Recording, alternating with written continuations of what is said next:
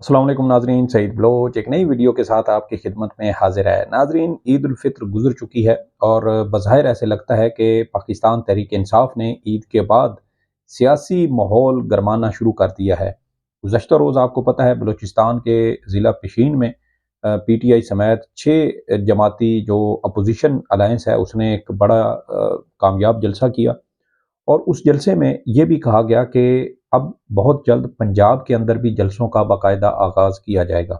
आज भी बलूचिस्तान के बाद खैबर पख्तूनख्वा के मुख्तलिफ शहरों में PTI की जानिब से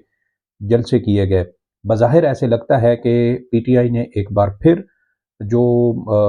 मोबिलाइजेशन है अपने कारकुनान की, वोटर्स की, सपोर्टर्स की, उसका आगाज़ कर दिया है।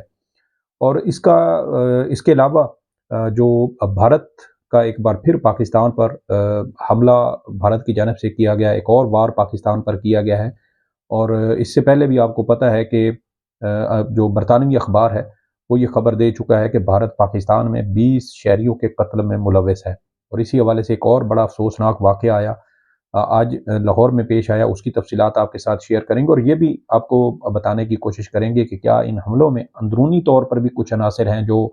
भारत की जो है वो सपोर्ट कर रहे हैं। जैसा कि आप जानते हैं कि पाकिस्तान तहरीक इंसाफ ने ईद उल फित्र के बाद मुल्क भर में जलसे जुलूसों का ऐलान किया था। और अब इस हवाले से बड़ी अहम पेशरफ्त ये भी देखने में आई है कि PTI की जानिब से पंजाब में भी सियासी गहमा गहमी बढ़ाने का फैसला किया है। वैसे तो जो गुज़श्ता 2 साल के हालात हैं और ख़ास तौर पर 9 मई के बाद जिस तरीके से ख़ास तौर पर पंजाब के ऊपर फस्तायत का एक दौरा रहा और PTI को पंजाब के अंदर जलसे जुलूस करना तो दूर की बात है, वर्कर कन्वेंशन करने की भी इजाज़त नहीं होती थी। खैबर पख्तूनख्वा में कुछ वर्कर कन्वेंशन किए गए, कुछ जलसे किए गए जो वर्कर कन्वेंशन ही होते थे वैसे, लेकिन वो जलसों की सूरत इख्तियार कर जाते थे क्योंकि आवाम की एक बड़ी तादाद उन जलसों में शरीक होती थी। फिर पंजाब के अंदर जब भी PTI की जानिब से कोशिश की गई जलसे जुलूस करने की, वर्कर कन्वेंशन करने की या कोई भी पॉलिटिकल एक्टिविटी करने की कोशिश की जाती, लाहौर की लिबर्टी चौक में किसी किस्म की कोई सियासी गहमा गहमी करने की कोशिश की जाती तो पंजाब पुलिस की जानिब से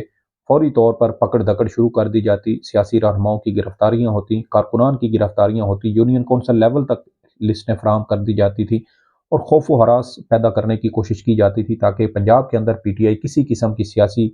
सरगर्मी शुरू ना कर सके। और देखें कि गुज़श्ता 2 साल में सबसे ज़्यादा अगर हम देखें तो जो फस्तायत तारी की गई वो भी हमें पंजाब के अंदर ही नज़र आती है। पंजाब में सबसे ज़्यादा चादर और चारदीवारी का तकद्दुस पामाल हुआ, लोगों, ख़वातीन, औरतों, बच्चों को डराया धमकाया गया, औरतों की इज़्ज़तों पर जो है वो हाथ डाले गए, उनको रेप करने की धमकियों के इल्ज़ामात भी सामने आए, पुलिस के ऊपर संगीन इल्ज़ामात लगे। और जो बहावल नगर वाक़या है जिसमें फ़ौजी जवानों की जानिब से पुलिस एहलकारों पर हमला किया गया, उनकी मार-पीट की गई, उसके बाद अब पुलिस वाले खुद भी अपने मुँह इकरार कर रहे हैं कि उन्होंने किस तरीके से अवाम को जो है उनकी तो त्राश-खराश किए रखी, उनको फस्तायत का निशाना बनाते रहे। तो ये एक बड़ा तवील सिलसिला था जो पंजाब के अंदर चल रहा था और फिर इसी वजह से पंजाब के अंदर से भी ये जो PTI के कारकुनान, वोटर सपोर्टर थे, उनका ये मुतालबा था कि PTI पंजाब में अपनी जो सियासी गहमा-गहमी है उसका भरपूर तरीके से इज़हार क्यों नहीं किया जाता? पंजाब के अंदर से उस तरह मज़ाहमत क्यों नहीं दिखाई जाती जैसे हमने खैबर पख्तूनख्वा में देखी? पुलिस की जानिब से फायरिंग भी की गई, हवाई फायरिंग की गई, उसके बावजूद वहाँ पर जलसे जुलूस किए गए, बुनीर के अंदर, कोहाट के अंदर, मर्दान के अंदर, सवात के अंदर, इस तरह खैबर पख्तूनख्वा के मुख्तलिफ अज़ला में बड़े तारीखी किस्म के वर्कर कन्वेंशन हुए। और फिर गुज़श्ता रोज़ जब पिशीन के अंदर ये जलसा हो रहा था तो उस वक़्त शेर अफ़ज़ल मरवत की जानिब से भी ये कहा गया कि हम अनकरीब पंजाब में भी जलसों का बाकायदा ऐलान करेंगे। अब पंजाब में भी PTI की जानिब से एक बड़ी अहम पेशरफ्त सामने आई आज के रोज़ और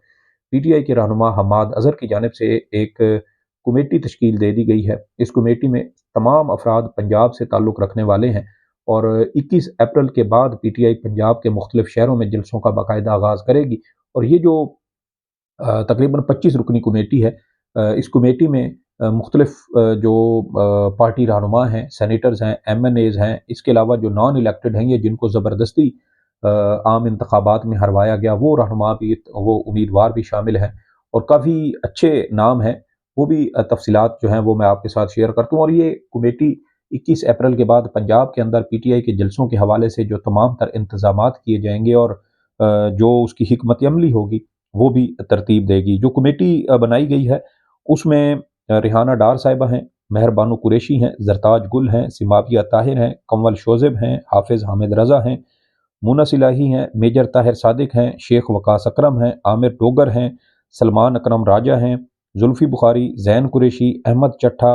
पंजाब असम्बली में पीटीआई के अपोजिशन लीडर मलिक अहमद ख़ान भुच्चर, इसके अलावा मोइन कुरैशी, मियाँ असलम इकबाल, शौकत बसरा, शबीर कुरैशी, ओन अब्बास बप्पी,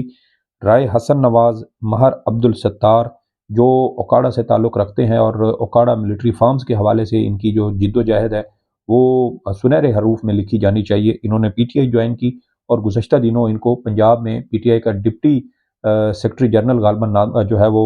इनको ओहदा दिया गया था और ये भी फहरिस्त में शामिल हैं। इसके अलावा एजाज मिनहास, शादाब कुरैशी, शादाब जाफरी और ज़ुबैर नियाज़ी भी इस कमेटी में शामिल हैं और ये कमेटी पंजाब के अंदर जलसे जुलूस के हवाले से हतमी जो इंतज़ामात होंगे और इसके अलावा जो हिकमत अमली तरतीब दी जाएगी उस पर ये कमेटी फैसले करने में आज़ाद होगी। अब पंजाब में जब ये जलसों का ऐलान किया गया तो फिर इसके ऊपर पीटीआई के कुछ लोगों की जानिब से, चूँकि सोशल मीडिया के ऊपर ये चीज़ें आई तो फिर इसके ऊपर कुछ लोगों की जानिब से एतराज़ भी किया गया कि पीटीआई अगर जलसे जुलूस का ऐलान कर रही है और मुख्तलिफ शहरों में अगर हफ्ते में एक जलसा भी किया जाता है तो इस तरह 10-12 हफ्ते जो हैं वो गुजर जाएंगे और इसका मतलब ये है कि इमरान खान इस अरसे के दौरान मजीद जेल में रहेंगे। तो फिर मेरे ख्याल में उसमें भी पीटीआई के कारकुनान को कुछ शायद गलत फहमी का वो शिकार हैं, क्योंकि आपको याद होगा कि ईद से पहले ही इमरान खान ने सियासी रहनुमाओं की ज़िम्मेदारियाँ अलग कर दी थी और लीगल टीम की अलग कर दी थी और कहा था कि कोई वकील जो है वो अब पॉलिटिकल एक्टिविटीज़ या जो पॉलिटिकल इसमें जो पार्टी रहनुमाओं की मुलाकातें होंगी या मुख्तलिफ सियासी जमातों के साथ रवाबित की जो ज़िम्मेदारियाँ हैं उसमें वकला या लीगल टीम के जो लोग हैं वो उसमें मदाखलत नहीं करेंगे। और लीगल टीम को अलग ज़िम्मेदारियाँ दी गई थी कि वो इमरान खान, बुशरा बीबी, शाह महमूद कुरैशी, चौधरी परवेज़ इलाही समेत जो पीटीआई की ख़वातीन हैं या उनके रहनुमा हैं या जो दीगर कारकुनान जो जेलों में हैं या कैद हैं, उनकी बाजियाबी के हवाले से उनके मुकदमात के मामलात को देखेगी। फिर हाई कोर्ट में इमरान खान के, बुशरा बीबी, शाह महमूद कुरैशी और दीगर रहनुमाओं के मुकदमात ज़ेर अल्तवा हैं। इद्दत में निकाह केस जो है उसके ऊपर सलमान अकरम राजा और बैरिस्टर उस्मान गिल जो हैं वो दलाइल देख रहे हैं, मामलात को देख रहे हैं। काफ़ी हद तक ये केस भी ख़त्म हो चुका है। उम्मीद यही है कि शायद ईद के बाद यानी अप्रैल के महीने में ही इमरान खान और बुशरा बीबी इस केस से भी बरी हो जाएंगे। तो इस तरह जो लीगल टीम है वो लीगल साइड को देख रही है, जो पॉलिटिकल टीम है पीटीआई की वो पॉलिटिकल मामलात को देख रही है। जलसे जुलूसों के इंतजामात का मामला हो, सियासी जमातों के साथ रवाबित हों, 6 रुकनी जो अलायंस बनाई गई है उसके मामलात हों, तो अब उसको तमाम जो सियासी रहनुमा हैं वो उसको देख रहे हैं। तो इसलिए मेरे ख्याल में पीटीआई के कारकुनों को भी थोड़ा सा इस चीज़ को फ़र्क को देखने की ज़रूरत है और वैसे भी इमरान खान साहब खुद कह चुके हैं कि अभी इस्टेब्लिशमेंट उनको मज़ीद 4 से 5 माह तक आज़ाद नहीं करेगी। यानी इमरान खान ये जानते हैं कि वो अगर तोशाखाना केस में, साइफ़र केस में, इद्दत में निकाह केस में और इस तरह के जो दीगर उनके खिलाफ जैली मुकदमात हैं वो उनसे बरी भी हो जाएँ, तब भी इस्टेब्लिशमेंट 4-5 महीने उनको रिहा नहीं होने देगी, बरी नहीं होने देगी। और अगर इमरान खान रिहा होते हैं जैसा कि वो कह रहे हैं तो ये टाइम शायद अगस्त के आखिर में या सितंबर अक्टूबर का महीना जाकर बनता है जब इमरान खान तमाम मुकदमात से शायद बरी हो जाएँ और वो रिहा हों। और इसके अलावा जो एक और चीज़ ये भी है कि जो इमरान खान के खिलाफ मुकदमात बने हुए हैं, दीगर तमाम मुकदमात में वो बरी भी हो जाएँ तो जो साइफ़र वाला केस है उसको आप देखें ना कि वो स्लो कर दिया गया है। तो स्लो करने की वजह भी शायद यही है और इसी वजह से शायद इमरान खान, जैसा कि वो कहते हैं कि उन तक भी खुफिया इत्तलात पहुँचती रहती हैं, तो शायद उनको भी ये मालूम है कि मुकदमा स्लो करने का मतलब क्या है। इस तरीके से ईद से आम इंतखाबात से पहले 5 रोज़ के अंदर 3 सज़ाएँ सुना दी गईं। अब एक मुकदमा है उसको लटकाने की कोशिश की जा रही है, लंबा खींचा जा रहा है, 1-1, 2-2 गवाहान के बयानात रिकॉर्ड होते हैं और इस तरह ये सिलसिला जब लंबा चलेगा तो फिर इसमें भी ज़ाहिर ऐसे ही लगता है कि इमरान खान को 4-5 महीने मज़ीद जेल में रखने का जो मंसूबा है वो हमें अमली तौर पर दुरुस्त ये सच साबित होता भी नज़र आता है। तो इसलिए पॉलिटिकल जो लोग हैं, सियासी लोग हैं, सियासी मामलात को देख रहे हैं, उनको कन्फ्यूज़ ना हो उनके साथ, वो अलग हैं। जो लीगल टीम के मामलात हैं वो अलग हैं। लीगल टीम इमरान खान की रिहाई के लिए कोशिश कर रही है, लेकिन जैसा कि इमरान खान कहते हैं कि वो चीज़ें कुछ ऐसी हैं, कुछ ऐसी सेट हो चुकी हैं, कुछ ऐसा